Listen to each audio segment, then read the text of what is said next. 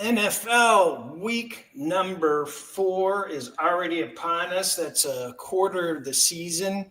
I'm here with Ron. I'm Cris. We're going to talk about what happened last week in week 3. We're going to look ahead to week 4. We're going to talk about a variety of other things.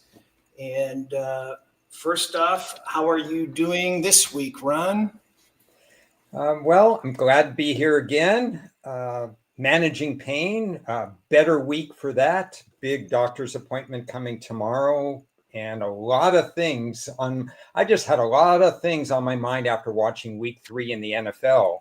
So focusing on the football at hand, fascinating week for kickers, for coaches, for injuries. So much to digest as we get ready for week 4. Well, I'm glad you have a ton to talk about. I mean, I had a lot of visceral reactions to last week myself, but I'm not as organized with those thoughts as I know you are. So you want to start off looking back at week 3?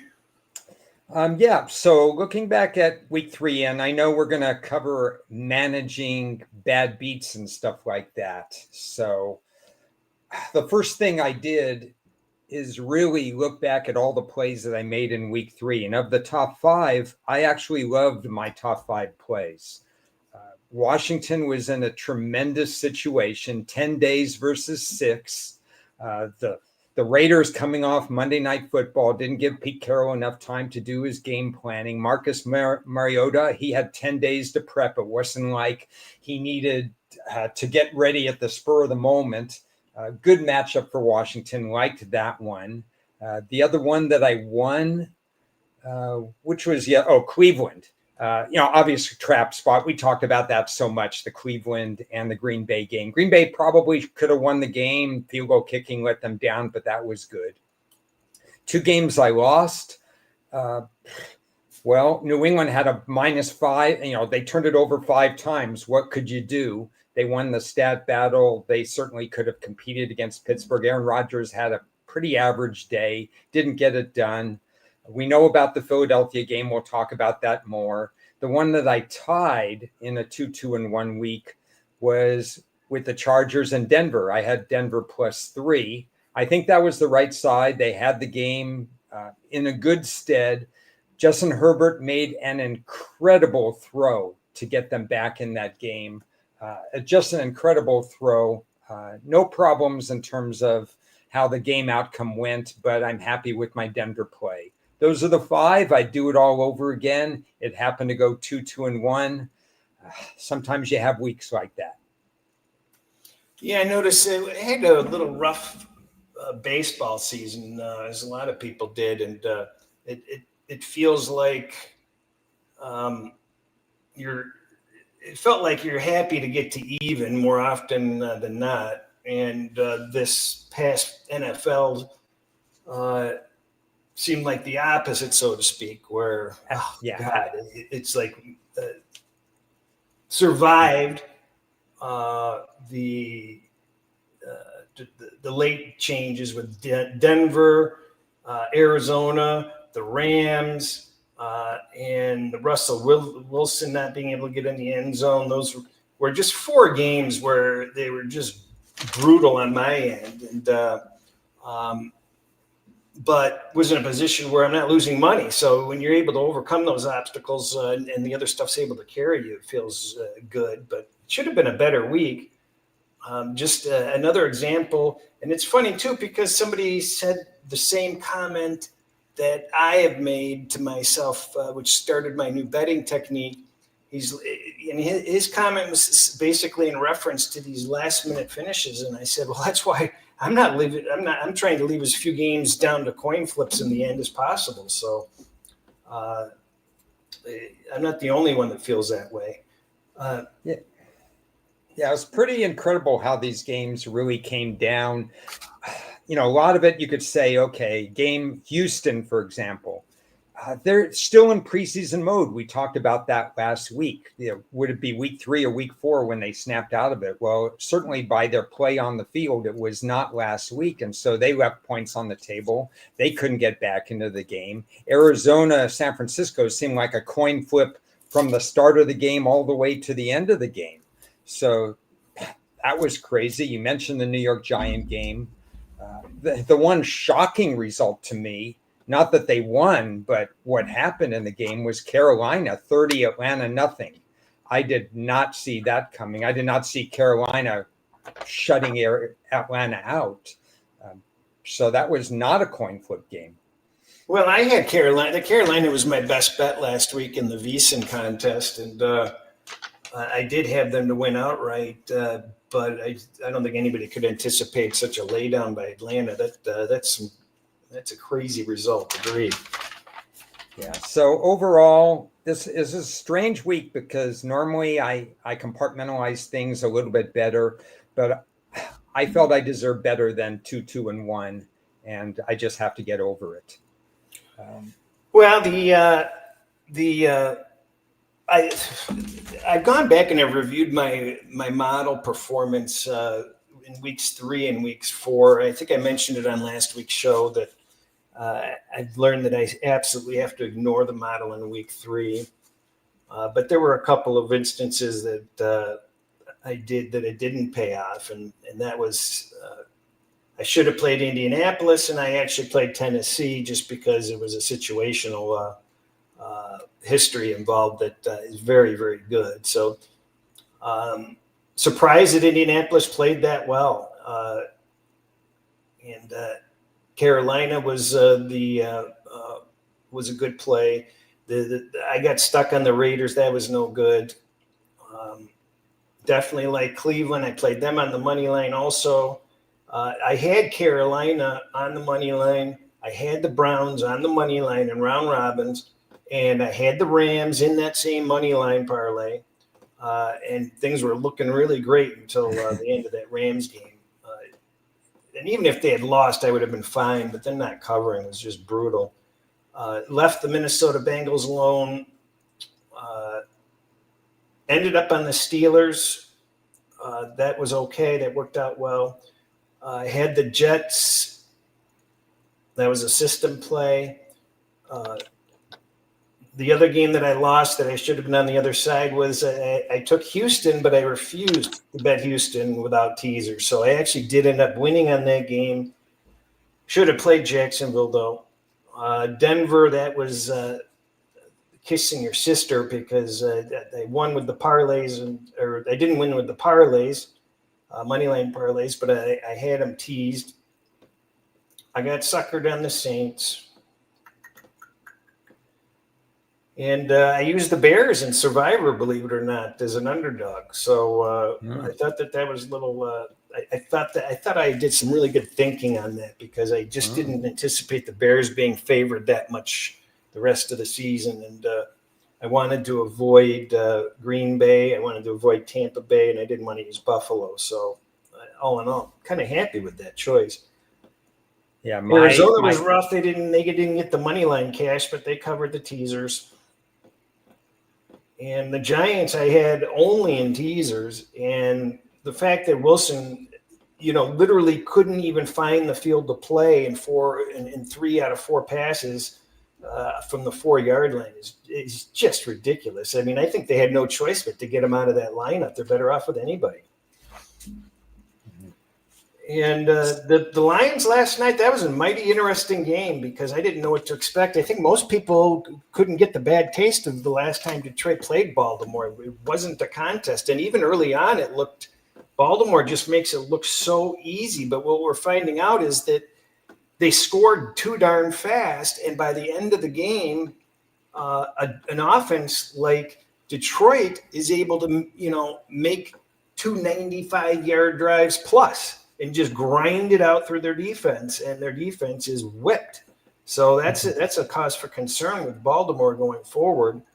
And it also gets the monkey off of the back a little bit of Dan Campbell because, one of my fears was, is he good enough? I don't know.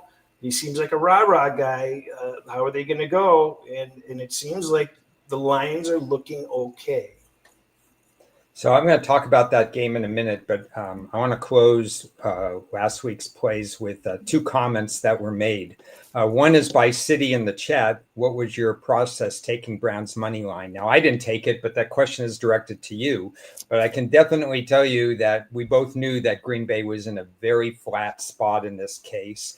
Cleveland had a top-tier defense. They were showing a top-tier defense well before we even handicapped this game.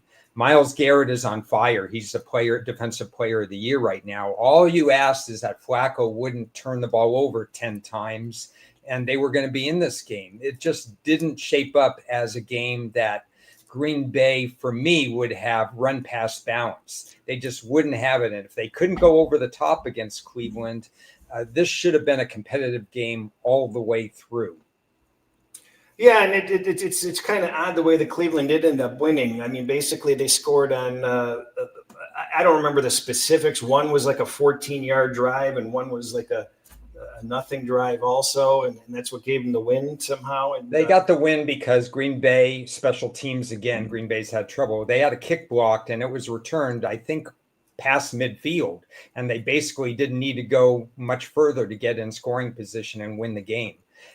At the point somewhere in the fourth quarter, you would say 60-40 Green Bay could win the game, but covering was going to be all Cleveland. The other comment I want to make on last week's game is something that Mr. Lucky had tweeted out that you and I both responded to about when to bet teams and how to bet teams and stuff like that. Because situationally, you would have said, okay, maybe we should look at Vegas against Washington. The situation here, why is Washington that big a favorite? Mariota is playing and stuff like that. But you can't underestimate, in my opinion, how the NFL was screwing teams over with the schedule. It's not just Monday Night Football, you go on the road, but it's 10 days for Washington and 6 days for the Raiders, and the Raiders get to go on the road. That's just an unfair situation, and it negates anything that Pete Carroll could have put together in 6 days versus 10 days of Washington. So I think moving forward, people should take a look at all the scheduling challenges that the commissioner has put teams under this year, because they're more than usual. We covered this. Warren Sharp covers this. I cover this in my schedule report. There's so many. It increases, Cris, every year, the schedule disparity between teams.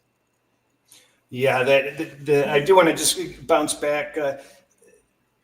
Birdie had pointed out to me before the season even started to take a closer look at the Browns defense coming into the previous season. And, when you really consider the tools that the Browns had coming out of 23 and how decimated they were, if they could just stay healthy this season, by accident, if you have a decent defense in this league, you can win games and you can cause problems, especially unexpected problems. So, as Ron mentioned, that was a sandwich spot on that game. Green Bay was off of 2 high and mighty games, and then they had another big game coming up this week. That was going to be their letdown spot. There's no way a team like Green Bay was going to go through the season undefeated. So, on the road in Cleveland was a perfect spot for them to slip up. And that was my reasoning in it. The other interesting point is that there was line value too, because my power rate, take all this other stuff out of the equation. The power ratings made this game 5.5. So we get a look ahead trap kind of thing, so many things, plus just pure power ratings. So it's nice to pile up and have all kinds of different things going on. And we appreciate the comments. My model showed value on Green Bay, and I ignored it. Oh, okay. So we were flipped on that. So, but I really liked what Cleveland brought to the table defensively the first 2 weeks. Bertie, thanks for the comments. And Bertie made a nice point in an email to me when we talked last week about Seattle and that I didn't have a handle on them. He gave me a lot of feedback in terms of where he positioned Seattle. And boy, did Seattle look good for him and for all Seattle backers this past Sunday. Yeah, I was having a conversation with somebody that was using Seattle in their Survivor. And I'm like, why would you use Seattle? Or I'm thinking to myself, why would you use Seattle? I mean, that wasn't even a consideration for me. Just because I felt, and we talked about this last week, nobody knows what the hell is going on with Seattle. It just seems like nobody can really put their finger on them. And but we know that they have potential. So I just looked at Seattle as well. There's going to be a handful of other opportunities where Seattle's going to be a touchdown favorite or more, in my opinion, throughout the season. So I don't want to use them last week. And they're a touchdown favorite this week, aren't they? I forget. No, they're practically pick them. Oh, no. Maybe I'm confused. So, Colin Cowherd had him as number 6 in the league this week in his top 10. They're top 10 in my model. I heard somebody else had him in the top 5. That might be a little overzealous at this point, but Darnold is he had the highest QB rating last week. Their defense has not allowed 17 points or more than 17 points yet this season. They're quietly solid to start this season. Yeah, and Zach makes a point in the chat about Darnold. And this was one of the more controversial statements I made when I gave you my notes for week 2, when I was still coming off the surgery and stuff like that. But I didn't see a lot of difference between Darnold and Geno Smith. And, for better or for worse, because Darnold's not going to have all really good games. But unfortunately for the Raiders, Geno Smith is not going to have some unbelievable games. To me, they're pretty much close to each other. So if you go by that, the Seahawks didn't lose ground by losing Geno Smith and picking up Darnold. I waffle back and forth on those two. Yeah. Did you? You're going to see them at their best and at their worst. I forget what we're supposed to talk about. Well, I want to talk a little bit about the philosophy of dealing with a bad beat. Because what I did, so I'm watching the game and I'm watching the kick, and my wife is there watching with me, and probably saw my face get a little strange at that particular point, stranger than some of the stitches that are in it right now. The first thing I did about, a little bit after the game is I turned off my betting sites. I've been doing this for 40 years. I'm not really impulsive. Cris, you know me for the last 15 or so years, so I'm not going to be impulsive that way. But I still didn't want to get into anything. I didn't want to look at props, for example. I say, oh, let me get a couple of props, or let me do this or that. I just turned off the betting sites. Whatever's in is in. I've already handicapped the games. Nothing is going to change on those games just because I lost a bad beat. So immediately I turned off the betting sites. That night, I started writing about week 3. I started doing an autopsy. Did I like the plays? Am I happy with the plays? Would I go back and do the plays again? Then I started writing about week 4. Let's just crystallize. Let's not impulse bet and make something a 2-star that should have been a 1-star play, or a 3-star that should have been a 2-star. Let's write in a vacuum, one game at a time. I started the writing very early this week. Those were my coping mechanisms. And I'll add one thing. I got a text from somebody that I send information to during the week about 20 minutes after the game. And basically he said, I can live bet these games in the afternoon. We have an evening game on Sunday and Monday. Who do you like? What's your best play coming up for Sunday night and Monday?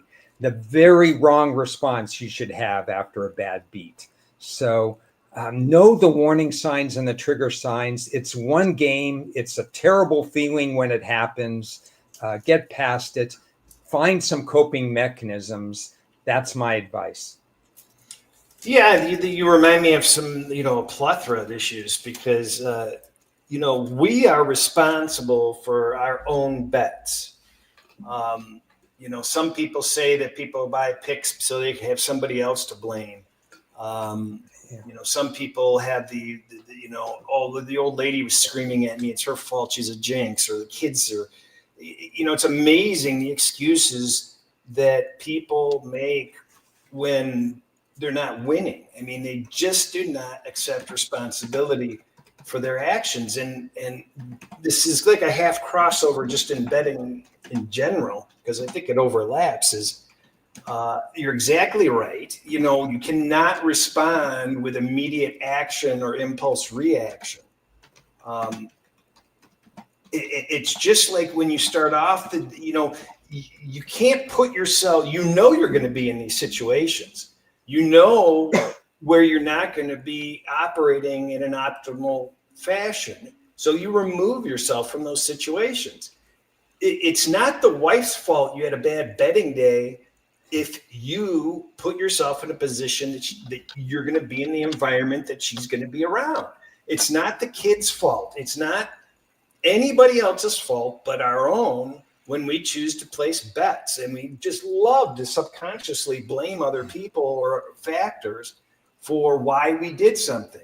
That person's a jinx. Every time this happens, that happens. If I'm, I lose every time I check this line server, this sports service. I can never win when I sit at this bar, or I drink this, or I eat that. It's amazing how the human brain works. But, off of a bad beat, you have to be able to just step back. I mean, you can scream. And like I was pissed off, and I don't get pissed off too much. It was just so absurd to see this tub of goo running down the field when he's not supposed to. The only thing that can happen in that situation is he can fumble and the other ball, the guys could run it back and still win the game. Why are you being so stupid? You're not supposed to be doing that. So, that's what I'm upset about. It's like you can literally still lose the game instead of just dropping to your knee. So, yeah. But it doesn't matter. You can't get over emotional, and you can't just start adding bets. You can't, because in the first place, you should never be betting any money that matters. So if you're getting your ass pounded, you can't sit there and, I got to get it back. Because, that this does not turn out well in the long run. So what Ron did is a good idea. Is you sit there and you turn stuff off, you tune it out, and you just do what you feel like doing that's going to relax you. And it is what it is. You can't change it. And unfortunately, winning bettors actually suffer through more bad beats than losing bettors over the long haul.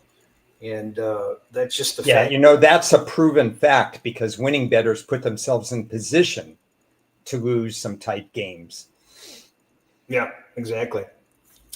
Yeah, I mean, the only thing I'll add to that, it was just a little bit of piling on after the Auburn-Oklahoma result, where I had that too. Yeah, where you had that crazy sequence, which Auburn is to blame for part of it, because they didn't use their last timeout, and they're running plays going backwards from the 10 and from the 3 and whatever, putting their quarterback in very uncomfortable positions. But then there were also some illegal plays run. A guy faked running off the field and stuff. I mean, there were a lot of things going on. So I think there were a lot of strange things going on in that game. But as time passes, you realize it's just one game out of 200 you're going to play for the whole year. Exactly. You had another topic. Was it running backs, right? Well, let's close the book on John Harbaugh again, because he's embarrassing himself. And I went back and checked the tape so that I wasn't going to be out of line with this. And it turns out it was worse than I thought. So we're sitting there. Baltimore is down 7. They need to get a stop on Detroit. There are 4 minutes to go. I thought Baltimore had 1 timeout left. No, I was wrong. Baltimore had 3 timeouts left. Detroit runs on first down. Baltimore doesn't use a timeout. Detroit runs on second down. Baltimore doesn't run a timeout.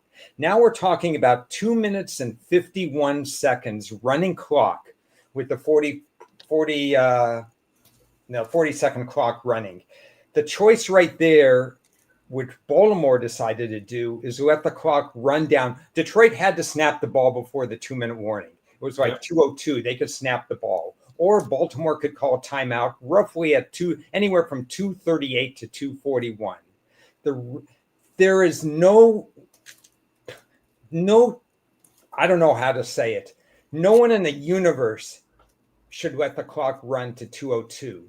As soon as that happened, it allowed Detroit to open up the playbook. Third down and let's say 6 yards. They can pass instead of run. Right. So instead of calling the timeout at 2:38 and saying, well, you're forcing Detroit to run the ball to get, and even then Baltimore could call another timeout and have all these other things. They had all 3 timeouts left then and forever, as it turned out. Instead, Detroit wisely figured out, hey, it doesn't matter if we throw an incomplete pass when the clock's going to go to a 2-minute warning. We have the whole playbook at our disposal.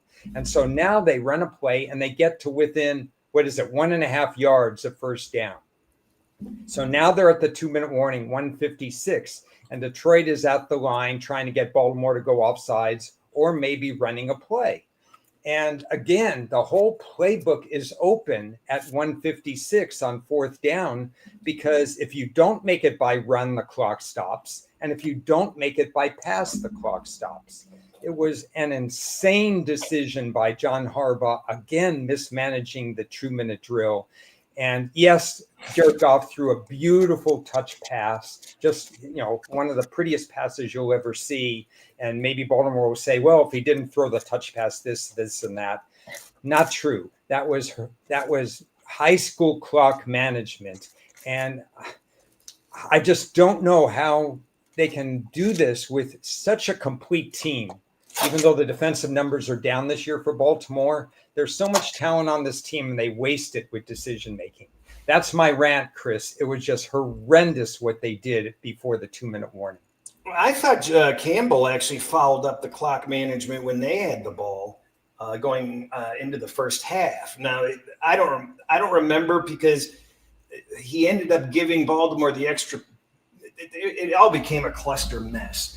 But I felt like he should have been calling a timeout when they had the ball, and they should have been doing something different. And instead, the clock's running, and then they're not doing what they're supposed to do. I can't even explain it. I just don't. I don't think he managed the clock well either. But he went for 3, or he went for it on fourth down 3 times. They were 3-0. I don't know. That was ballsy to do it on the 50-yard line with plenty of time left. But, the metrics apparently put it at pretty close to even from what I saw. Well, you know what? It's actually a plus decision on Dan Campbell's barely. part. It was a barely. Because if they don't make it, Baltimore's got all the time in the world then, from midfield and whatever. But I don't know. It's just, I see these guys get paid to make these decisions, and it's just crazy. We've seen Baltimore squander leads before, so why wouldn't you go for it on fourth down? Because it seems like they're always in the wrong defense on fourth down. Yeah, I mean, I sit there, if you don't have any confidence in your defense, then you have to put it in the eye. You can't be a wussy. And, as a Lions fan, we're just so used to pussycats and just losing all those years. Winners go out there and they show how winning is done. And he did it. That's a ballsy call. And realistically, in the moment, you're like scared and you're like, maybe you should have punted it away, even though the defense can't stop them. But you have to go with what your strengths are. And if you can't stop the other team, you might as well go for it. Tale of 2 coaches and 2 mindsets. Miami doesn't go for it on 4th and 1 or 2. There's no cohesiveness in the locker room. They're pointing fingers. Everybody's got Dan Campbell's back on the Lions team. And cohesiveness on a team is sometimes the difference in closely played games. Did we have another topic? We could let's talk about teams that have moved up since we started the season. I have 2 or 3 on each side. Curious what your biggest movers are compared to what my biggest movers. And I'm sure we got a couple people in the chat that will be excited to hear that Indianapolis is my biggest mover from where I set my initial power rating. They're up 4 points in 3 weeks on my power ratings, which is a large number in the NFL to move up. But basically, it's telling me that Daniel Jones is outperforming any and all expectations that all of us had, that the offensive line down 2 starters due to free agency is outperforming their expectations, that they have a running back, Taylor, who's probably the best in the NFL so far in 2025. So give them a lot of credit. But Cris, you know what I say. It's a 4-game sample size before I turn it all over to 2025. But still, 4 points is a lot move up. Jacksonville's my second biggest mover. Seattle is my third biggest mover. You know what? Why don't, since you're talking about biggest movers, I'm going to put this up on the screen. Can you see that? Yes. Jared Smith created this and tweeted this out. And I thought it was pretty interesting because that's pretty close, because you said you moved them 4 points. And if you look at the opening line, you had the Colts getting 6.5, and it's moved 3 points. So you're pretty close to what the market says. Okay. Interesting. Have you done anything in terms of what your biggest movers are at this point? No. I mean, obviously, look at me. The Colts obviously are the one team that sticks out like a sore thumb.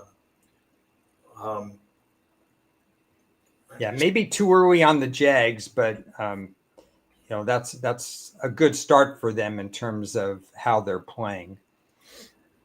I would put Jacksonville number 2 also, but you probably shouldn't have said that, because that's one of those quiet ones nobody's going to figure out. I know, yeah.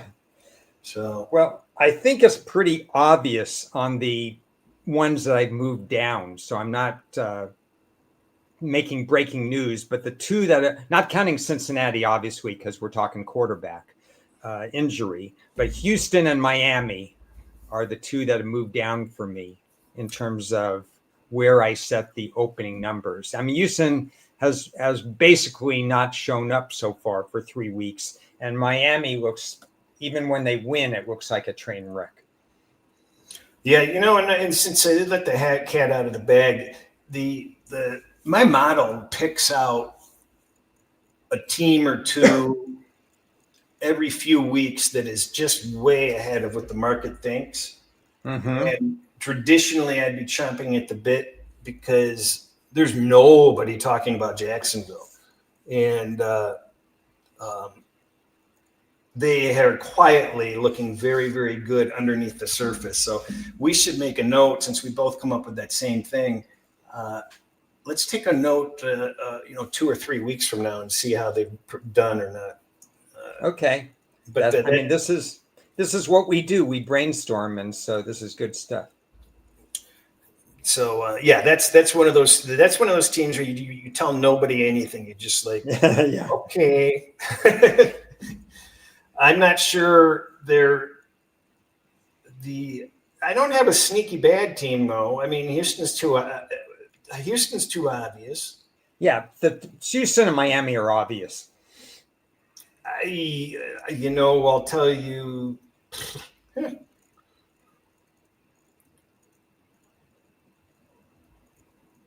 Yeah, I don't think any. I mean, Pittsburgh is a lot worse than people realize. Let me see where I am on Pittsburgh. 25. I think I guess I didn't.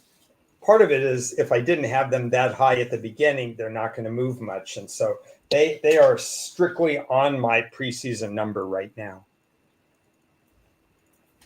Okay. I think Pittsburgh's a dog with fleas here. Well, any team with Aaron Rodgers is living on the edge. And I'll tell you another thing too. Let's go back to Cleveland. Okay. Here's a typical situation where we have reasonably solid foundation. To have liked them last week. They do perform. They show that they have a defense. They've got some amazing defensive metrics. but their offense is done. So that's something you have to factor in overall. Even though Cleveland's played, some tough competition, they're still not showing anything under the floorboards as far as my ratings go to really, say, okay, this is a team to watch. I mean, my eyes tell me they're a team to watch and they have the potential, but unless they get that offense moving, be careful. Yeah. No real change for Cleveland right now. Like you said, and you said it well, is that we expected Cleveland to perform last week. Yeah, Baltimore is certainly not remotely close to where they belong. But that's obvious. I mean, when you can't stop anybody.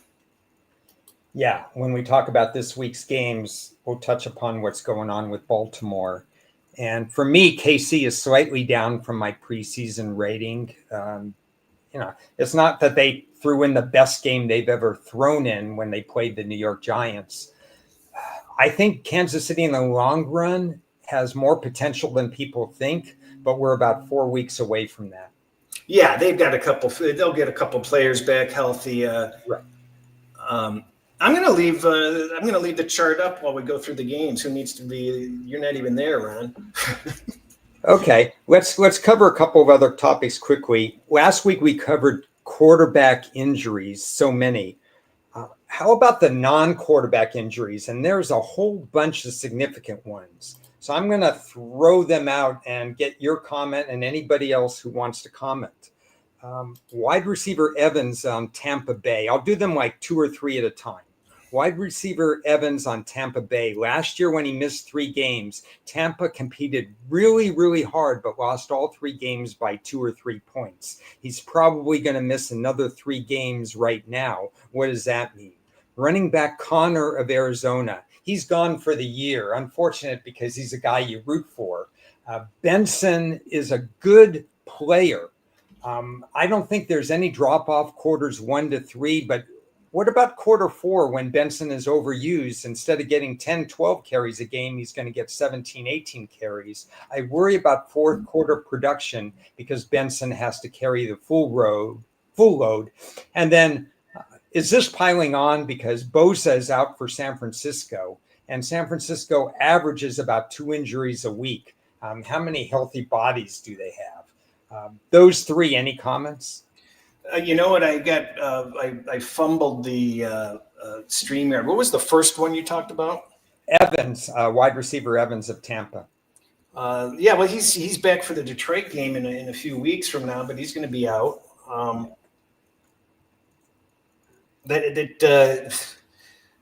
So there's no Godwin, there's no Evans this week, and that makes it rough. I mean, Bayfield, whenever he's in trouble, you throw 50-50 ball to Evans, and Evans is just so clingy to that ball. He just will fight off anybody to get that 50-50 ball. And when you lose that target, that has to account for at least a half a point in the ratings. CeeDee Lamb, what do you make of that? I mean, because they pick up Pickens in the offseason. They have a 1-2 punch. Ferguson is fantastic at tight end, but now they lose CeeDee Lamb. It's not enough already that Dallas can't play any defense. And that's probably a big loss too. Well, I think Dallas is going to be in some trouble now. They're betting Dallas today, though. Even though that's not a great teaser in general, it seems like it's going to be pretty difficult for Green Bay not to walk out with the win in this situation. I was never that high on Dallas, but I think that team's going to be a little bit more emotional than other teams. I mean, I don't know what it is, because when you play for an owner that's such an ass. What's the inspiration? Who are you playing for? It's like it seems too easy to just fall into collect a paycheck mode at some point. What's the Warren Beatty movie? Heaven can only Heaven wait. can wait. Heaven can wait. So, the guy buys the team, buys the Rams or whatever, and then they have a scrimmage, and the guy says, "Move over just a little, move over just a little," and they sack the quarterback. They sack Warren Beatty, the owner of the team, like 4 or 5 times. I wonder if the Dallas Cowboys might, move over a little bit. Let's let Parsons sack Dak Prescott 2 or 3 times or something. Show the owner a little bit. Just came to mind. Do you think they don't like Prescott? No, they like Prescott, but I don't think. But they just, to spite Jerry Jones. Hey, this is what you gave up. Micah Parsons is going to get 3 sacks today. Just some comedy there. 3 quick things that we should watch for in other players that may miss this coming week. Is Godwin playing this week or not? Probably will be a game time decision. All right. So three players I want to mention. AJ Terrell, the cornerback of Atlanta. I told you how underrated and important he was, and obviously he was missing for Atlanta, and Carolina put up 30 points. Check his status. Check Stingley's status in Houston, because he's an important part of that pass defense. And also check Sauce Gardner, who's in concussion protocol for the New York Jets. These are key players. I saw in Houston dumped C.J. Gardner.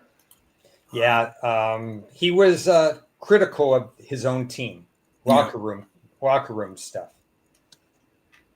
Running backs, Chris. There's a parade of running backs that are averaging 3.5 or less per carry that you would never believe this year. And I think we should have a discussion on what's going on with the run game when I read off these names.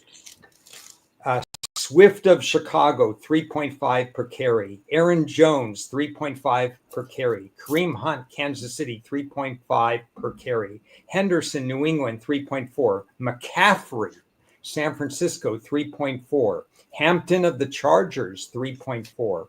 Barkley of Philadelphia, 3.3. Bucky Irving, who was fantastic last year, 3.1. Josh Jacobs, 3.1. Warren of Pittsburgh, always good yards per carry, 3.1. Ashton Genty, the rookie, phenom, 3.1. Connor is out, but he was only going 3.0. Charbonnet of Seattle, 2.1. Chase Brown of Cincinnati, 2.0.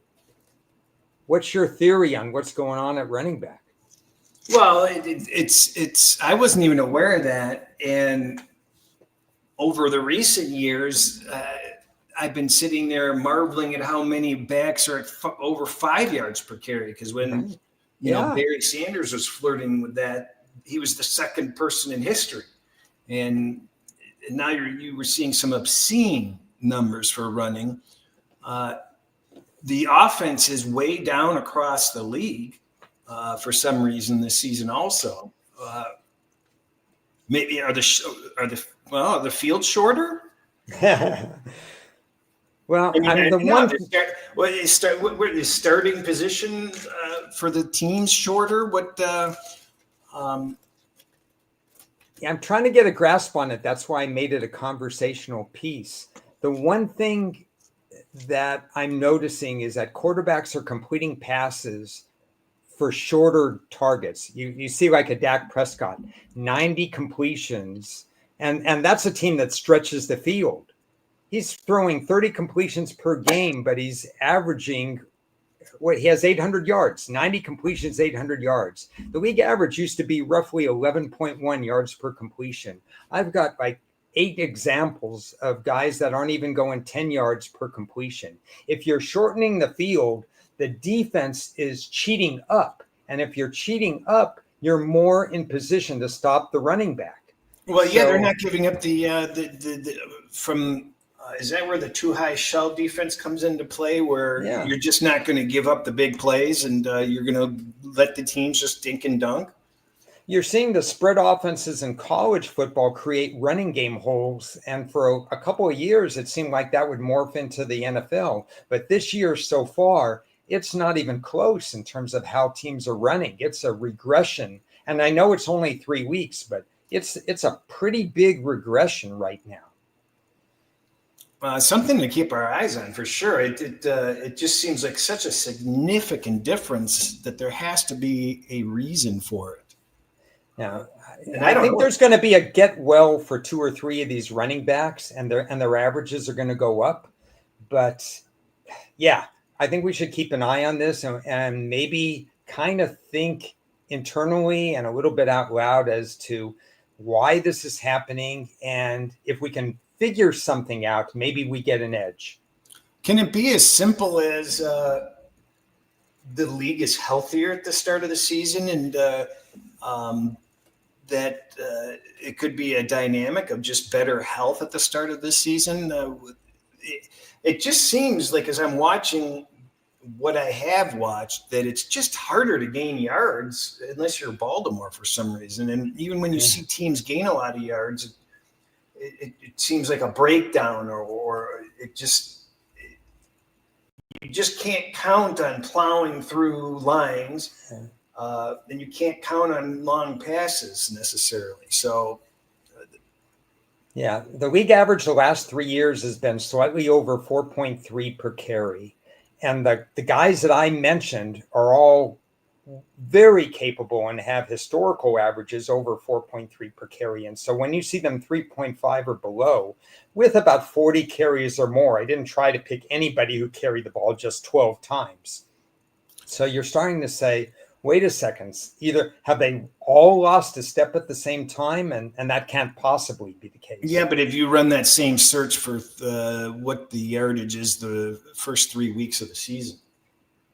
Yeah, then you got Cook of Buffalo, who's tearing it up. Mason of Minnesota, or Mason, yeah, he's tearing it up where he is. Taylor of Indianapolis is tearing it up. I mean, there are running backs, Williams of the Rams, but there's just not as many as there have been.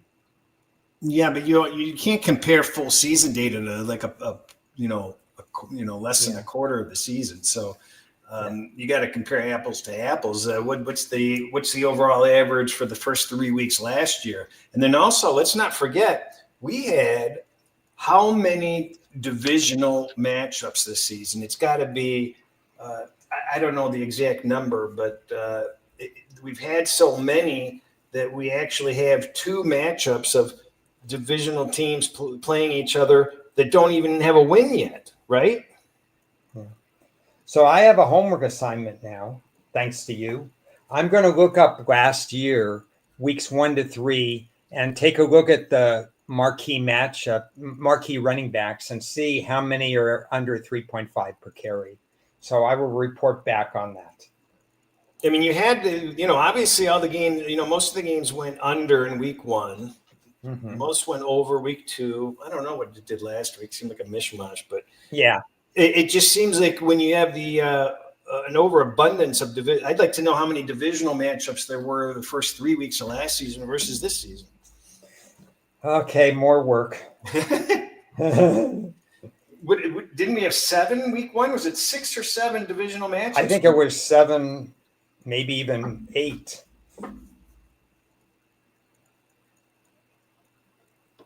Okay, I'm going to look that up too, because week 1 was fantastic in terms of excitement this year.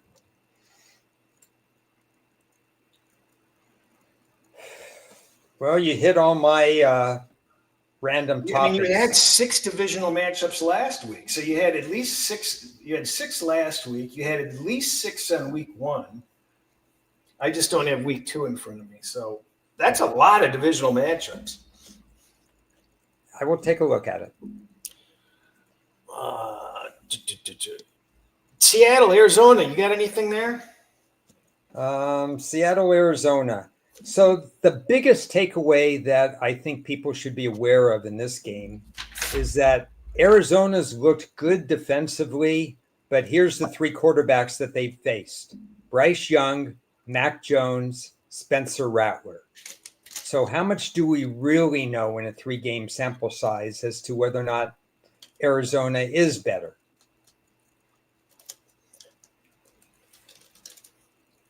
Eight week 1 divisional games.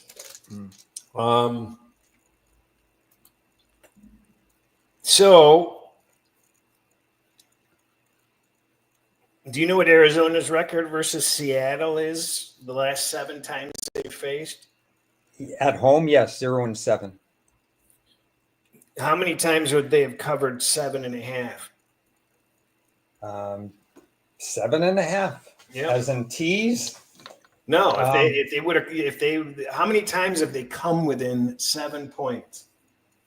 That I can't tell you. Once. Wow. I mean, it's been ugly. Seattle's basically been winning by 8 or more every time. Yeah, and you look at the quarterback's face, so I can understand the move. Arizona was 1, it flipped yesterday to Seattle favored. I understand the move. What's going on with this Harrison guy? I cannot believe that guy dropped that pass on the 50-yard line. I mean, it was basically a pop-up. Yeah, I didn't see the play. I heard about it, that he could have ran in for the touchdown or did something, or it would have been a long gainer. They got to get him more engaged in the offense. I'm not sure why they haven't gotten him more engaged, but now with Connor out, yeah, Benson's a reliable replacement, but just like I said, I don't think you want to overload Benson. I don't think he's that type of back. Oh, so yeah, I think it's even though it's a short week on the road team. I think Seattle would be favored by more if it wasn't the short week. Yeah, probably true. The Minnesota Pittsburgh. Let's not forget that that's a 6:30 in the morning game, and Pittsburgh is not the home team, even though they're on the bottom. Yeah, so I think Minnesota deserves to be power rated higher than Minnesota, but I was still a Wait a little minute, how can surprised. Minnesota be power rated higher than Minnesota? I mean, Minnesota more than Pittsburgh. But I was still surprised that the line was started off at 3 because I thought Aaron Rodgers would carry some cachet over Carson Wentz. I'm not saying it's wrong, but I was a little surprised at that. Minnesota does get wide receiver Addison back from suspension, so that helps. Wow, I didn't even realize that.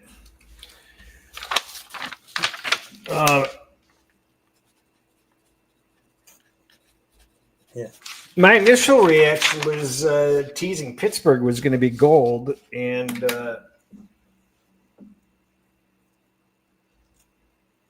then I kind of feel like Minnesota's probably the side here. I sort of feel that way. It'll be interesting. TJ Watt, he had 2 sacks last week. Certainly, he kept them in the game with all the. I think he forced a fumble. He had sacks and stuff like that. New England imploded. We talked about that. Well, Minnesota has allowed a lot of sacks, I believe, this year. Let me double check. Minnesota's allowed 12 sacks in Jeez. 3 games. And this is the offensive line that was supposed to be better with Darisaw back and 2 guys that they got in free agency. And I talked about this with you, Chris. I thought it was a coaching issue more than a player issue. And I definitely think that's true. I think Minnesota needs a new offensive line coach. A new what? Offensive line coach. Well, I think they have the talent and they've underachieved again protecting the quarterback. Well, Wentz is getting that protection from Darisaw being in the lineup, right? But they've allowed 12 sacks in 3 games, including 3 last week. But Wentz comes from worse situations than that. Yeah, it'll be interesting. Wentz played Cincinnati last week, not known as the greatest defense in the entire world. So I'm curious to see what happens here. It's just another example of how head coach O'Connell from Minnesota is just so good with quarterbacks to make Wentz look that good.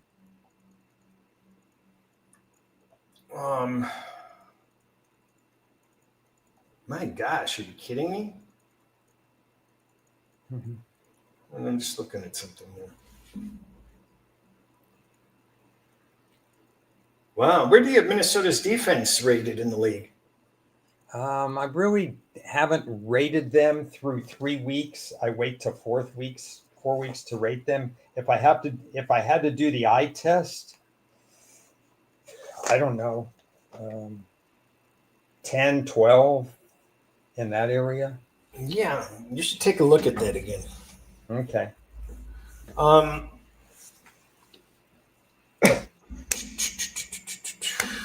Philadelphia at Tampon Bay. Philadelphia with the Super Bowl hangover, and the running game's not getting going. It was a miracle they came back to win this game. They're certainly not anywhere approaching the top 10 in performance statistics. So, what do you make of this matchup?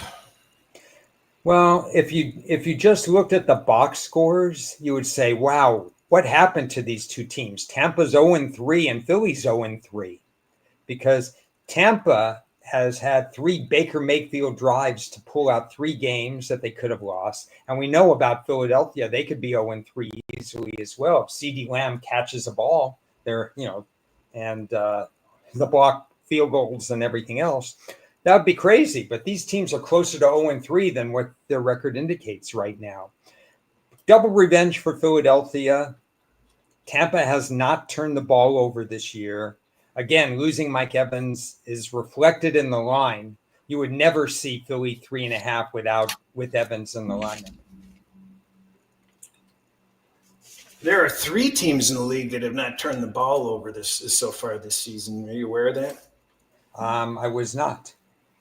That's the first time since the year I was born. 1930.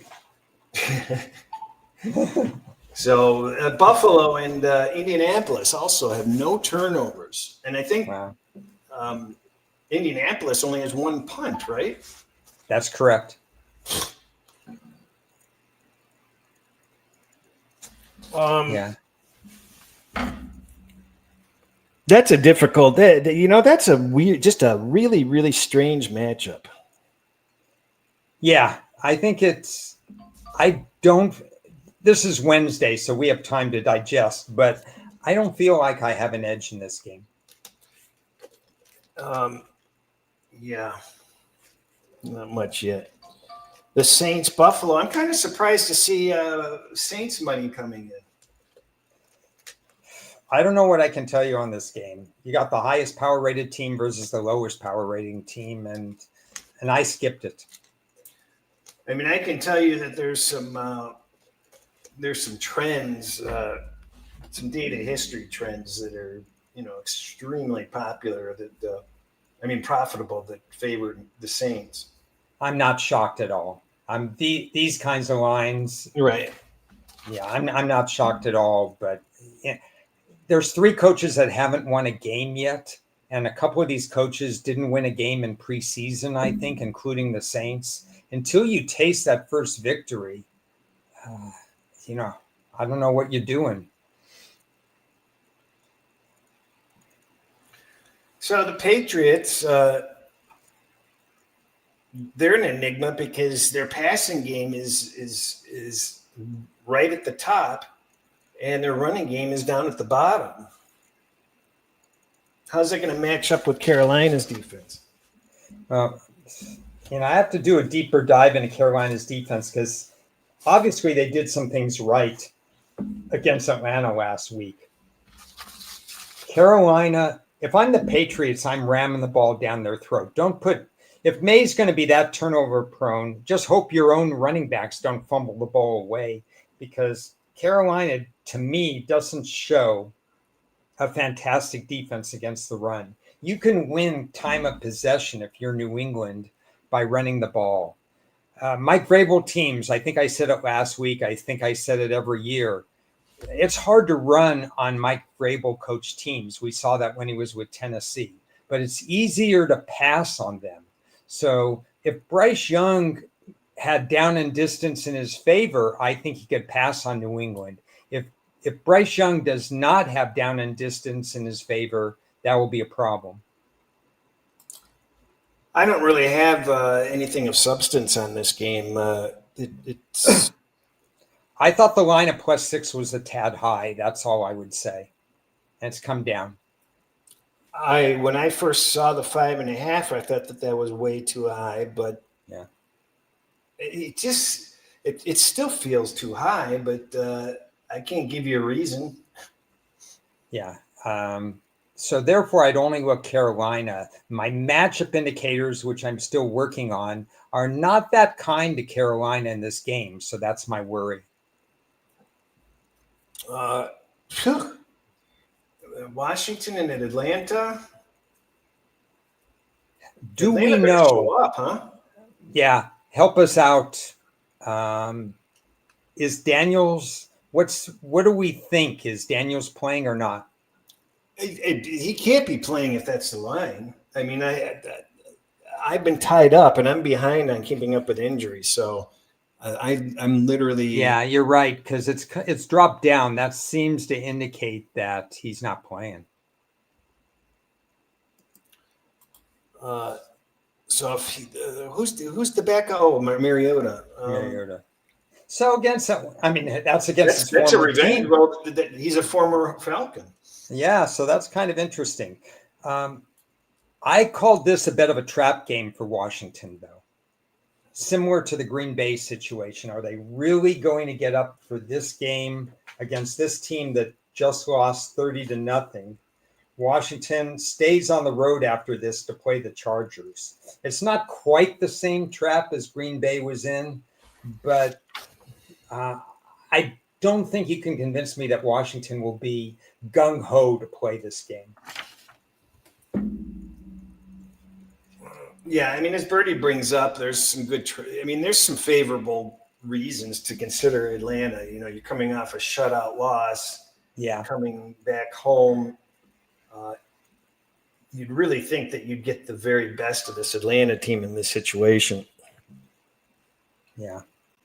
So that's where we are. I was willing and able to go at +3 in this game, but we're not going to sniff it now. It went the other direction. Correct. So, and you can't even tease it at this point because it's, Atlanta's a favorite in a couple of places. Yeah, big indication that it's Mariota playing. I don't think that Atlanta's guaranteed to win. I just think, like you said, when you lose 30-0, you got to get back on the wagon. You got to go again. We talked about this. Penix is going to have some games where he doesn't look that good, but there are other games, especially if he could be protected, that he is going to be okay. Again, I'm going to go back to AJ Terrell. If I'm going to back Atlanta at all, I want Terrell in the lineup. And he's not in the lineup this week? We don't know. Okay. This is a tricky game for the Lions. Yeah, this is a stat I didn't think was possible because Joe Flacco isn't afraid of throwing into danger. But he has 77 completions for 631 yards. So he's basically they're trying to keep him out of trouble, yet he still has about, I think, 4 interceptions, even though he's not stretching the field. It's a very strange situation to me. I just don't like this game. I think after 2 important games for the Lions in one of the few spots you could ever let down, you'd have to be concerned about the Lions letting up just a little bit. I'm happy if they were, but they're at home. They are at home. Yeah, I actually have I have one situation in this game that because Detroit's at home favors the Lions. Really? Yeah. So I think you'll see them. I think they're excited with how they played. I watched the locker room celebration after the game and stuff like that. Nothing on Cleveland's. Detroit still has things to prove defensively. I'm sure you know that as well. Although Hutchinson was a one-man wrecking show against Baltimore this past week. I'm concerned about Cleveland's offense. Like you said before. Help. Somebody had multiple sacks against Baltimore. And this, Baltimore had gone, I think, something like 60 games in a row with sacking the quarterback, and they had 0 sacks Monday night. Yeah, they look out of it defensively. But I wonder whether do you think that it was intentional to try to create those long drives like Philadelphia did when they had their success, chew up that clock, take the pressure off your defense type thing? Or do you think that they were just doing what they felt would be successful? Yeah, I think in Detroit's case, they were going against a Baltimore team full of guys who, if you put the ball in harm's way, they're going to take it away from you, Kyle Hamilton and others. I think they were just content to do, not content, that's not the right word with Detroit, but they weren't going to force things. And Goff you could see he was going to be accurate all game. I just think it wasn't intentional. It was just, this is what we could do against Baltimore, and we're going to keep doing it. Yeah, they didn't really take did they take any long shots the whole game? I don't remember. The parts that I saw, no, I think they were just playing within themselves. When they went to tight end Laporta, it tended to be for short stuff. I think they basically just said, this is what we can do. We can move the chains. This is how we'll play. And they may have to do the same thing against Cleveland. That's a pretty good defense they're going to face. Tennessee and Texans. Now, this is the first time an 0-3 team has ever been favored by this much. And I thought it was what gives you the confidence that Houston can cover 7 points? It just. Yeah. I have more confidence that Tennessee will blow this game as opposed to the 7. I think this is one of those manipulated money line parlay type situations where you look at Houston figuring out how to win this game. I think this is a get well spot for Houston, but there are parts of this team that bother me. But what bothers me about Tennessee is they have a 2 to 15 sack ratio. So that means Cam Ward is getting sacked 5 times per game. And Tennessee is not going to get to C.J. Stroud based on the numbers, even though Stroud doesn't have Houston's offensive line is not that good. There's no question about it. But what gives you the confidence that Tennessee's going to mess things up? Tennessee's staff is under fire right now because from year 1 to year 2, they haven't improved. Yeah, I expected more out of Tennessee last week, and they didn't show it. So it's awfully interesting. 0-0 matchup.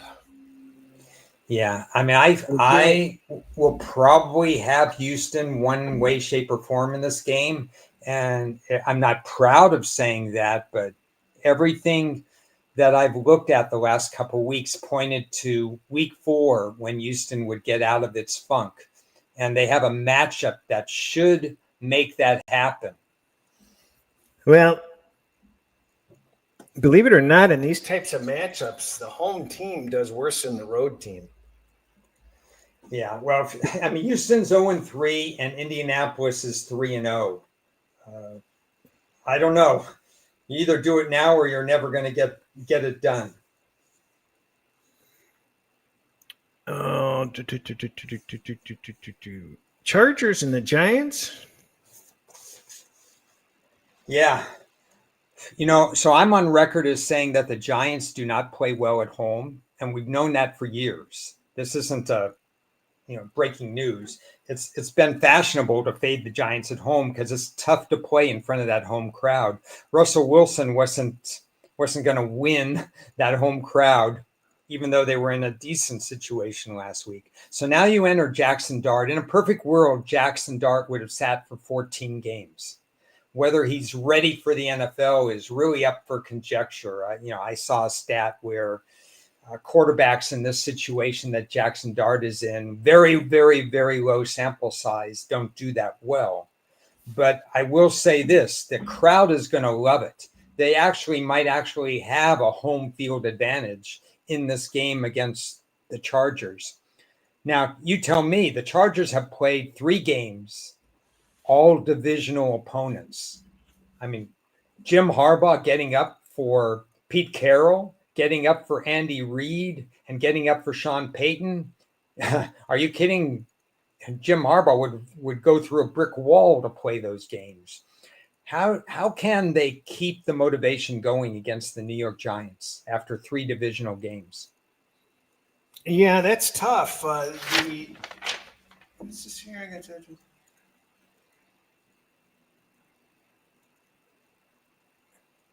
There's only been. That's okay. Yeah, the last team that had that happen was the Chicago Bears, and the Bears won their 4th game. Yeah. So there's only been. I can't read my own writing here. Well, you said it. I mean, we don't usually see divisional games to start weeks 1, 2, and 3 for a team.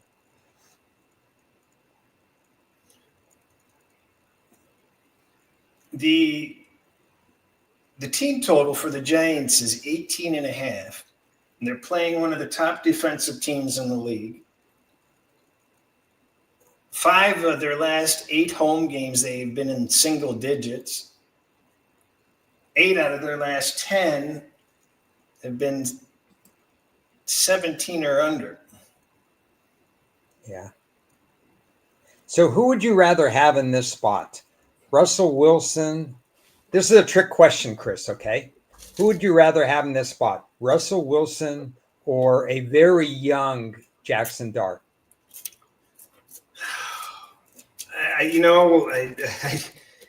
I'd probably rather have Wilson for this game. That's the second best answer. You know what the best answer is? Neither? Jameis Winston. Oh, yeah, well, yeah, if you would have given me that option, I don't know why. I didn't. I was trying to trick you. Yeah, that's the option you should have. It's the wrong game to put Dart in. Yeah. It really is. So I have to revisit this because I had this as a flat spot for the Chargers. And I keep forgetting he's the backup there. Last week I didn't remember either. So I don't know why they don't put him in. I don't know either.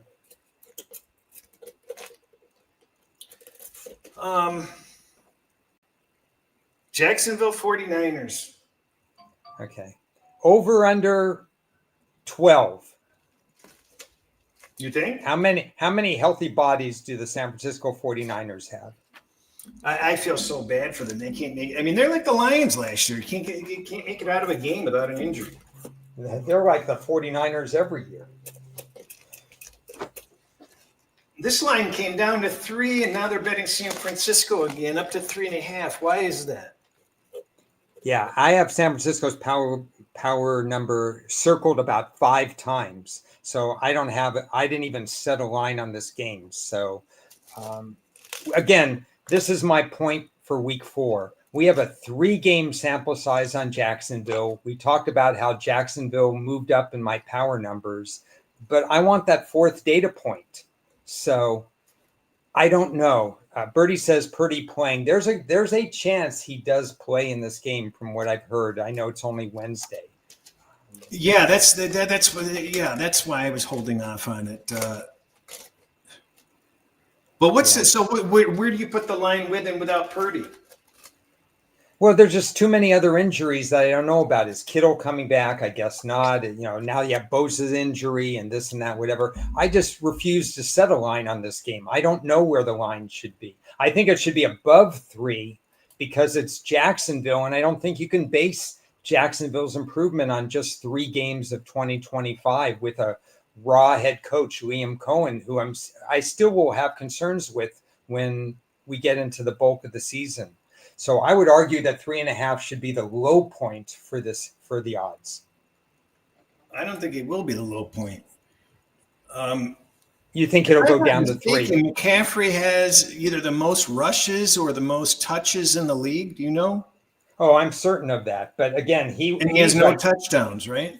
yeah, 52 for 176. That's Yeah. a just unbelievably poor yards per carry. And another 25 receptions. He has 77 touches.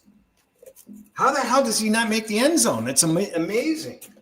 Well, people are keying on him because George Kittle's not there. Half of their wide receivers are not there.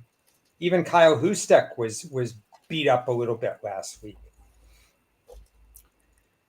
Oh boy, Indianapolis and the Rams. I think there's passionate people on both sides of this game. What do you think? Probably my favorite game of the week in terms of let's get that 4th data point on the Colts, and let's get it against a team that usually beats the other team's offensive line. And now we don't know because Indianapolis is playing so well. They've allowed only 2 sacks so far. The Rams have 12 sacks. So what gives? Can Indy protect Dan Jones against the Rams on the road, or is this one of those situations where they're going to have to rely on Jonathan Taylor a lot to loosen up the Rams pass rush? I've got a lot of conflict on this game. It's going to take the rest of the, another day or two to figure out. It's, Yeah. I think it's a great teaser game, either direction. So I have one concern for the Rams, and that's all. But the one concern I have is why aren't the Rams using their tight ends? They're throwing obviously to Adams and Puka all the time, a little bit more than usual to their running backs. But I'd like to see the Rams diversify their offense a little bit more. And for some reason, so far this year, their offense has ignored the tight ends. That is odd. Do we need to talk about the Bears Raiders? Bears Raiders. Not really. As historically, it's a toss-up game, and that's where the odds are. Baltimore, Kansas City. Somebody's falling to 0-3, 1-3. But I'll bet it's just Kansas City didn't want to face Baltimore off a loss. Somebody needs to have a meme come out, kind of like with the old Henry style. And they go, "Oh, Henry," and they have a photo of him fumbling a ball since he's fumbled all 3 games this year. No good. Yeah, I don't know what happened there. It gets in his head, and then you better believe once the defenses notice that, they're doing everything. But that was a great strip sack of him in that particular game. It was a tremendous move by them. Well, Henry cost me first place in the Circa, so fumbling on his own 25-yard line late in the fourth quarter. First place in the Circa. Oh no. Yeah. Let's see. I'm answering a question from the chat. Let me point it on it here. Noah, thanks for the question. Not for a lack of effort targeting tight ends. The Rams have targeted tight ends 12 times in 3 games. 6 for Higbee, 4 for Davis Allen, 2 for Colby Parkinson. I don't think 12 targets just isn't enough to me when you're talking about 93 targets and only 12 for the tight ends. It makes no sense. Those guys, they're going to be single. I understand tight ends. We've talked about it, all last season. It's when you've got them, use them. They're so tough to defend. Yeah, the Chargers drafted a tight end this past year, Gadsden, who I raved about in the 5th round. He didn't even play the first 2 weeks. He was not activated. They finally brought him out. He played 22 snaps. That's all he played in week 3. He caught 5 passes. He's already caught as many passes, I think, as the Ram tight ends, and he played 22 snaps.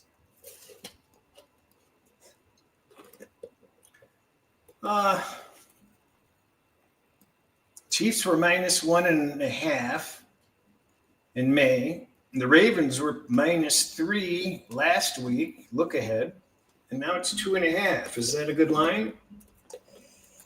My numbers say Kansas City should be pick 'em. Pick 'em, I would say. That's where my number is too. Yeah, I mean, you can go on reputation only so long, right? And Baltimore has a 313 sack ratio, allowing 2 out of every 3 passes to be complete, and has a poor run defense. And they played some awfully tough teams. When you play Jared Goff and when you play Josh Allen, your stats are going to suffer at least a little bit. So I understand that. But they're not anywhere near shutdown like they were a year ago.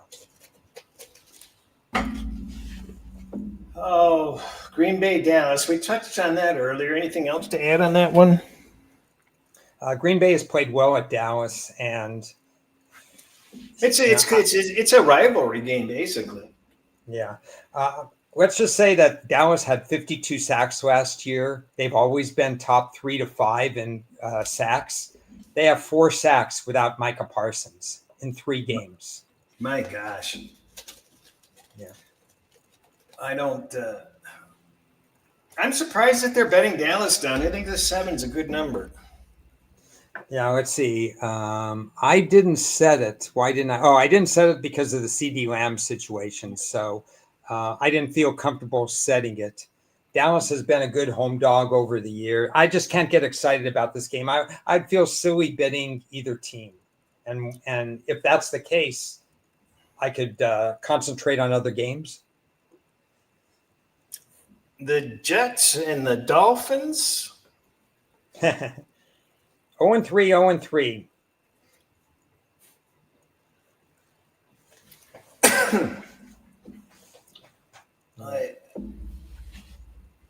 The only way I could stomach this game would be to take the points. Absolutely. That's the only way to look. All 4 of the Monday night teams have terrible Monday night indicators in history. So somebody's going to get a win by default. But none of these teams have ever played that well of the last decade or so and on prime time, including Denver and Cincinnati. But Miami and the Jets, yeah, I would only look at the points. I'll make one comment, and if you tell me if it makes sense to you. The only reason Denver's belongs being a 7-point favorite here, but it's according to what I've seen this year, it's not because Denver's good, it's because Cincinnati's bad. Yeah, I tried to do adjusted numbers for Browning, and it's tough. So this is kind of etched in pencil. I would make it 7.5. Yeah, I mean, I have it at like 8.5, but it's not because Denver's a top 10 team. It's because Cincinnati's a bottom team. You know what we've said? There's tape on the second-year quarterbacks. We saw that with Stroud in the second year. Even Daniels, we saw that a little bit. Bo Nix has completed 61 passes for 535 yards. So again, in a Sean Payton coach, and Sean Payton's innovative, so I expect this to be turned around, but you just can't snap your fingers and turn it around. Bo Nix is undergoing a little bit of second-year regression right now.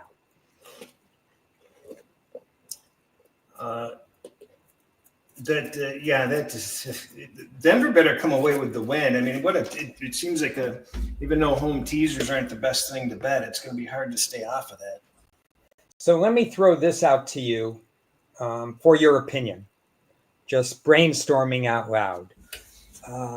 It would be no shock if Denver won the game, right? I mean, it's Monday night. The Bengals are reeling. The Denver still shows signs of a good defense. What do they have? 12 sacks in 3 games. They're going to tee off on Cincinnati's offensive line. If you have a standalone game, relatively standalone game, right? It's one of 2 Monday night games. if you take some Sunday games, find one or two games, and you tie it to Denver's money line, you could create an opportunity where you could come back, because I think Cincinnati won't be bet. Don't you think Denver would get a little bit more of the money before Monday night? Not necessarily. I don't know about that, but the problem with tying it to Denver's money line is it when the last time I looked at it, it was out of whack. It was too high. Yeah. Let me look at it. Yeah, you have to deal with what the payout's going to be. But if you can create a situation where it's close to even or plus money, with something else that you have, I think you have some leeway in taking Cincy plus the points, which I still expect to be 7, 7.5, or 8. Yeah, but I'd rather the way that I would attack that is, you're right, but I would come back and make it Cincinnati the last leg of a teaser. Okay, yeah. So you're manipulating Cincinnati's points but you're just asking Denver to win the game. Yeah. But there's something wrong. They're really overpricing Denver everywhere. At exchanges you can get minus 340, but you look at these other places and they're 380, 390, 400. And so here's the other problem, is that it's going to be hard to find the best Denver price with the best whatever else you want to pair it with price, if that makes any sense. It makes perfect sense. And I think you pay a premium. This is something all handicappers have to judge, in my opinion. You pay a premium when a team is just not a public team. And right now, there are not too many, even if sharp bettors want to bet Cincinnati and maybe they come back and bet it in the situation, they're not running to the window to bet money line Cincinnati necessarily. So I think you have a team that the odds makers know Cincinnati is not very public right now. So you're going to pay a premium on Denver's money line because of it. And you could probably find other teams throughout the league that are just not going to be bet. And that's unfortunate. So I lay out the scenario to you as a brainstorming tool. But I agree with you. I'm fully aware that you're paying a little extra for Denver just because of who they're playing.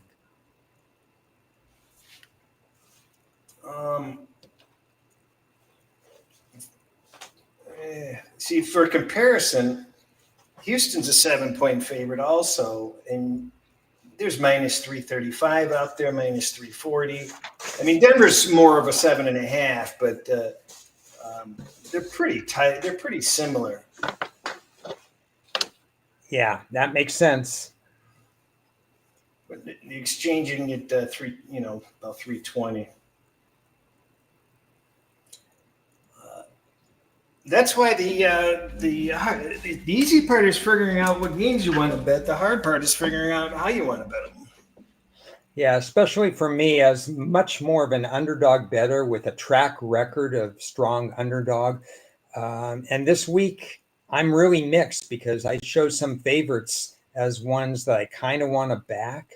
And historically, that hasn't been as strong a category for me. So I have to look at other alternatives, and I don't like to look at other alternatives. I like to concentrate on straight betting.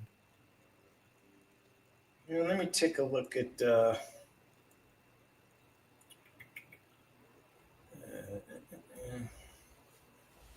I thought I was done with my glasses.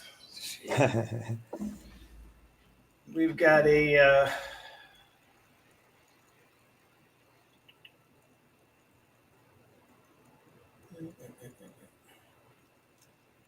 it's a horrible spot to tease a Houston or a Denver.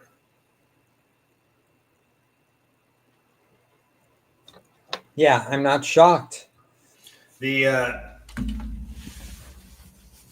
just looking at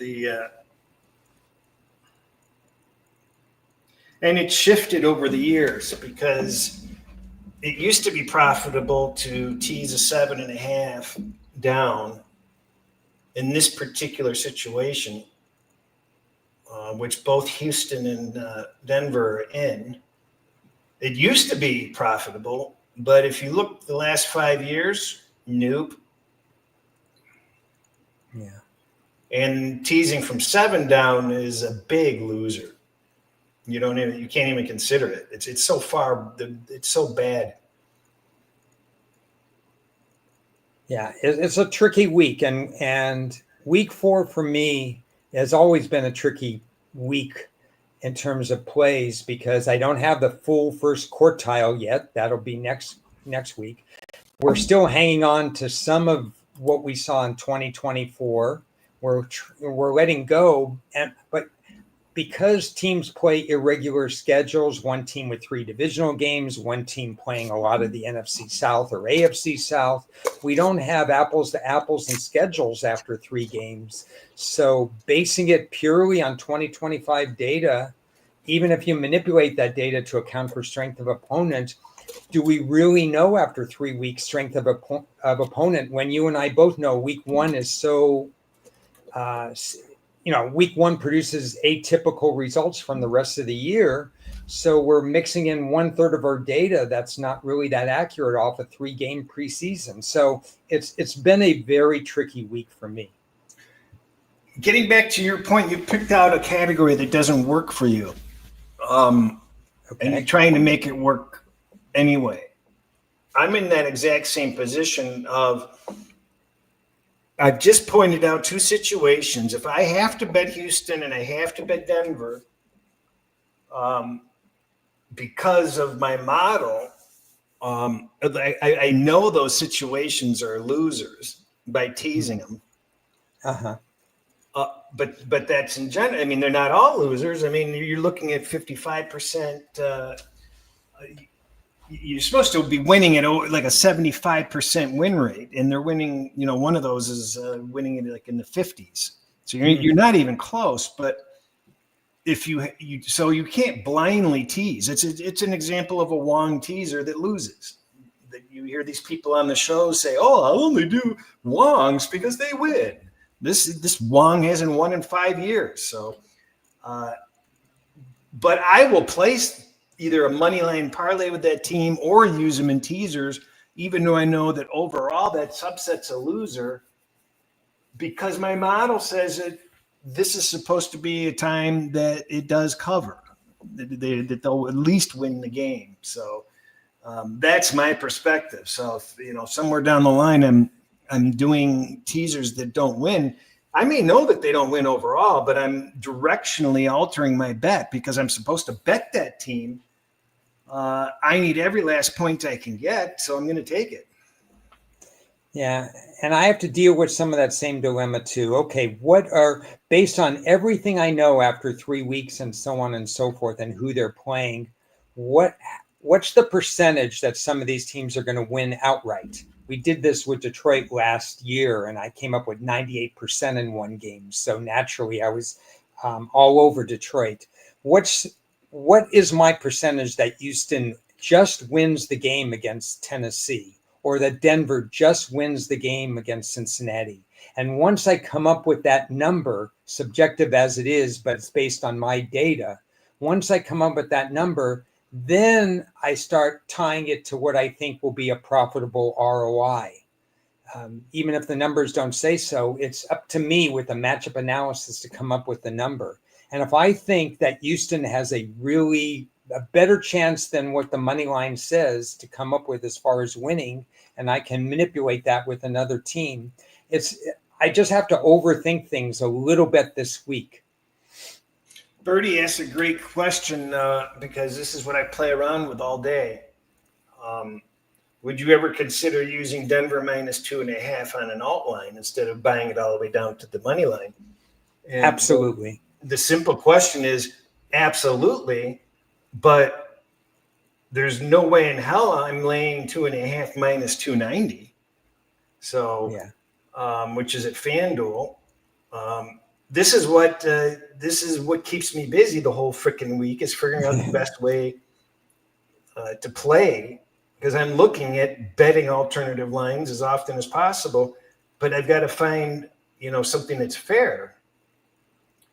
Let's see what you said something a few minutes ago that unfortunately is true, is that the best line for one team will be at one book and the best line for another team will be at another book, and you want to pair them together, and you can't do that. I mean, it's even worse at NGM. They went minus 300 on the minus 2.5. Well, people could see what we're going through this week in terms of, how to maneuver these teams, because the teams I think have the best chance of meeting my standards are kind of similar to what you go through on a weekly basis.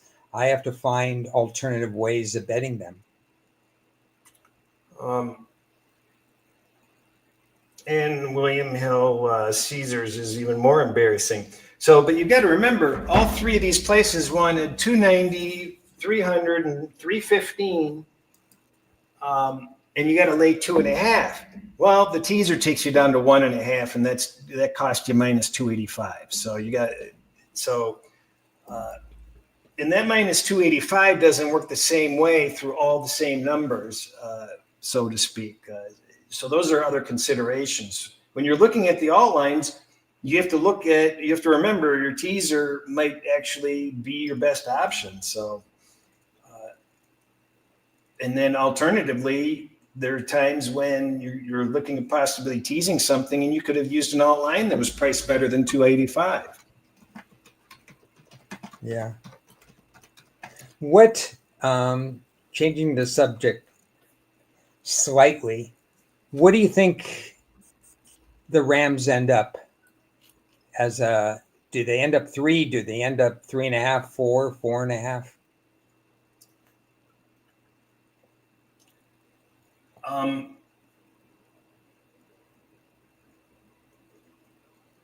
I think that the line goes down. What do you think? My power ratings would probably agree. I don't know why it's not 3 yet. Yeah.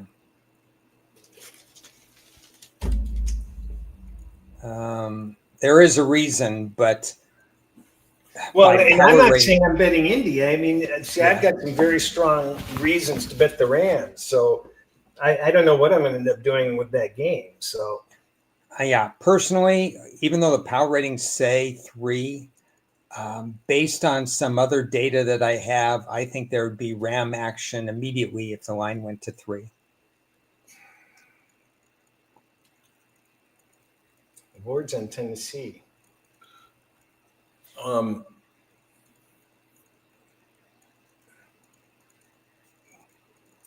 I'm sorry. Can you repeat that?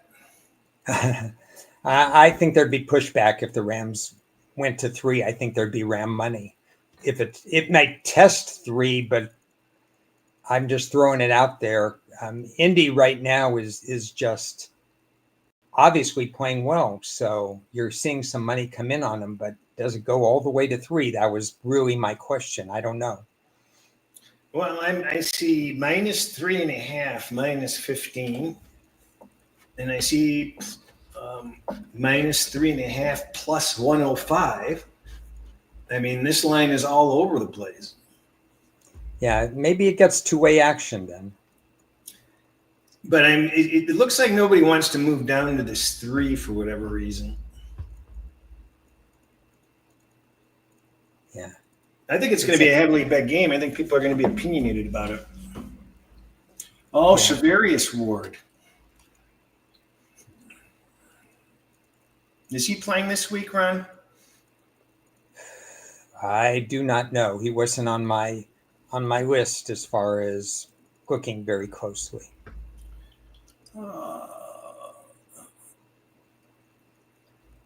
Let's see. Colts will have 2 guys playing corner that were out of the league 3 weeks ago. Yeah, that's a problem. Yeah. Here's an interesting question. Can you explain how you navigate all these lines of 1.5 and 2.5 when the most common margin of victory is still 3? I don't like 2.5 as much as I used to, because there's just too much twos that are out there. Teams going for two at various points in the game. Teams missing extra points. I don't like laying 2.5 as much. Yeah, it's going to be very, very rare that I'm going to lay 2 or 2.5. I don't even like to lay 1.5. Yeah, I think I've seen you do this, and I think shopping around is very important. If you have those kinds of lines, look at what your best money line is. You may not have to pay as much as you think just to go to pick them on these situations. I mean, my resources to find lines are pretty darn good. So there's just no way in hell I'm not taking the best money line before I lay points with a handful of points. I'm just not going to do it. It's constantly changing what the importance of each number is, and the 1 and the 2 have increased land frequency. Certainly, the 2 has. And we don't know what's going to develop. We had rule changes with the kickoffs. We've got far more going for it on fourth downs. And then you have to combine that with the evolution of the coaching decisions.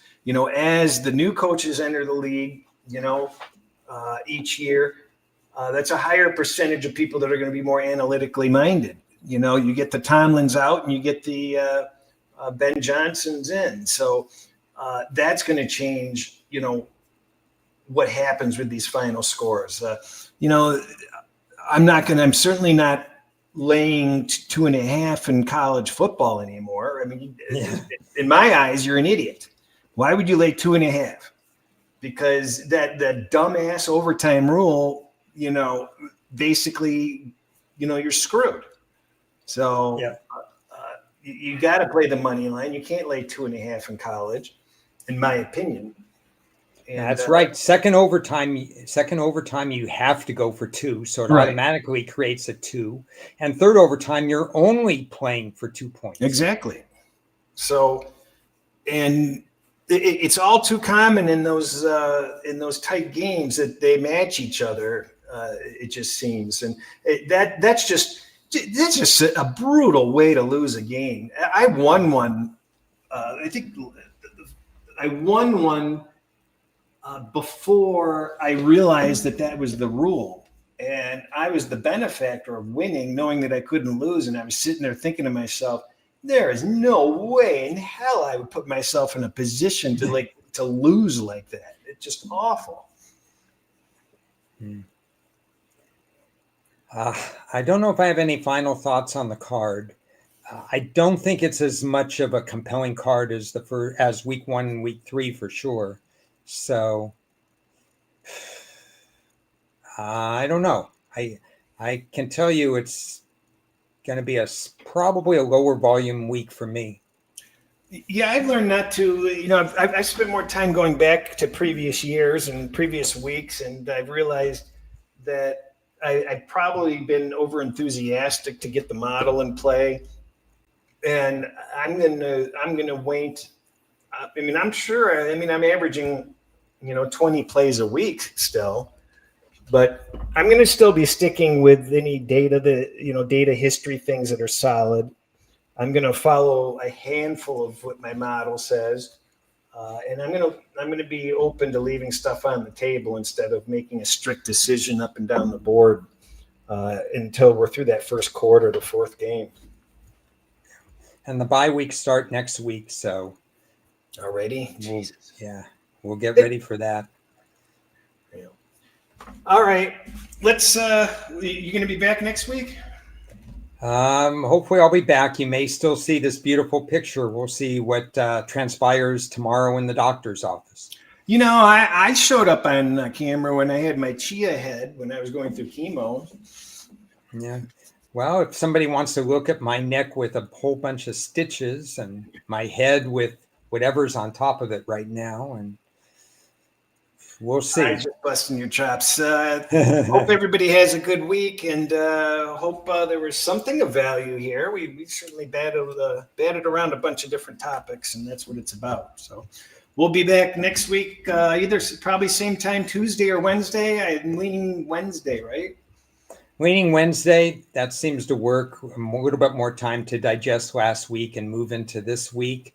Have fun this week. Don't overdo it. Hopefully a good break instead of a bad break this coming week. Let's hope so. All right. Cheers, everybody.